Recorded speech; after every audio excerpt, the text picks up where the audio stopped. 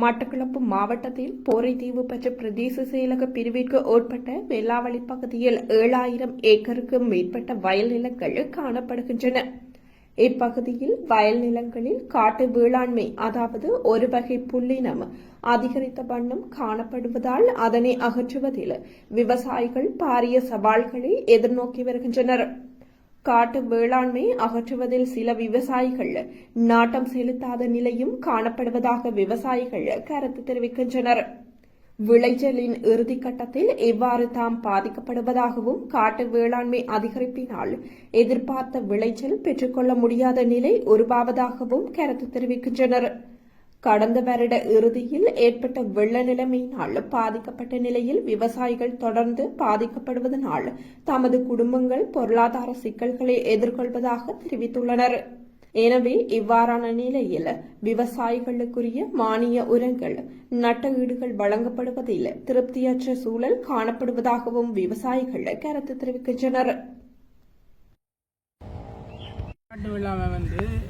வெள்ளம் வந்து அழிச்சு ஒரு பிரச்சனையாக இருக்குது. இதை முற்றம் அழிக்கணும் இல்லை, எங்களால் ஒரு முறை செலவாக தான் இருக்குது.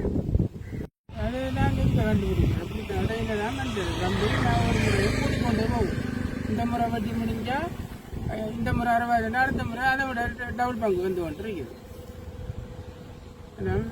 ஒன்று மின்ட்டா இதுக்கு மருந்து மின்ட்டா ஒன்று மின்ட்டா விளைச்சலும் குறைவு. வெள்ளாம அந்த பழக்கமுடனே கொண்டு விழுத்தாடு தண்ணியில் விழுத்தாட்டு மட்டும்னா விழுந்துட்டு அந்த ஸ்டேஜ் நாய் பார்த்து தேடி தான் வெட்டுற கதிரை விட்டு போட்டு இல்லை சிலந்தி கதிரும் வெட்டு போடுறான். எவ்வளோ காற்று இல்லாம இது எங்க இருந்து தண்ணியில நான் மருந்து போல தெரியுது. இது நமக்கு சரியா சொல்ல தெரியாது. அதுதான் விளக்கம். இது உருவாகப்பட்டுச்சுன்னு சொன்னா ஒன்றும் செய்யல, எல்லாமே இல்லாம இருக்கும்.